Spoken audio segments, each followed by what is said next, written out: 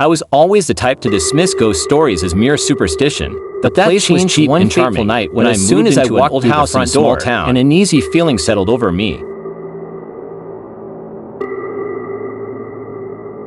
The first week was uneventful, save for the occasional creak of the old wooden floors, but then strange things started happening. It began with the whispers, soft, unintelligible murmurs that seemed to come from nowhere and everywhere at once. I'd lie in bed, staring at the ceiling, my heart racing as I tried to make out the words. There were nights I could have sworn someone was standing right beside me, but each time I'd turn on the light, there'd be nothing but shadows. One evening, while I was sorting through some old boxes in the attic, I found a small, dusty mirror. It was ornate, with intricate carvings, and had a peculiar aura about it.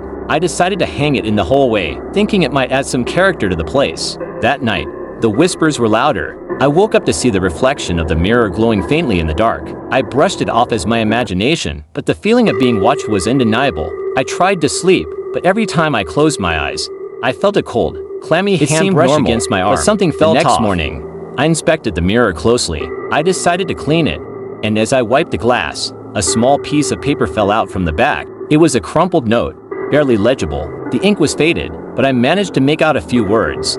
"They're still here." Chilled to the bone, I decided to do some research about the house's history. It turned out that the previous owner had been a recluse who had died under mysterious circumstances. Rumors had it that he was obsessed with the occult and that his spirit never left the house. Determined to get to the bottom of it, I set up a small camera to monitor the hallway while I slept. The footage the next day was horrifying. The mirror's reflection showed an empty hallway, but as the camera panned back, a dark shadow appeared, hovering around the mirror. It moved with an unnatural fluidity, like it was alive. That night, the whispers turned into voices, angry, pleading. I couldn't make out the words, but the tone was unmistakable. Desperate, I grabbed the mirror and tried to throw it out, but it felt as if it was glued to my hands. It was only when I smashed it against the wall that the voices stopped, and the house fell eerily silent. I moved out the next day. I don't know what those entities were, or why they were tied to that mirror, but I've never looked back. Sometimes, I wonder if those whispers followed me, or if I'll hear them again one day. For now,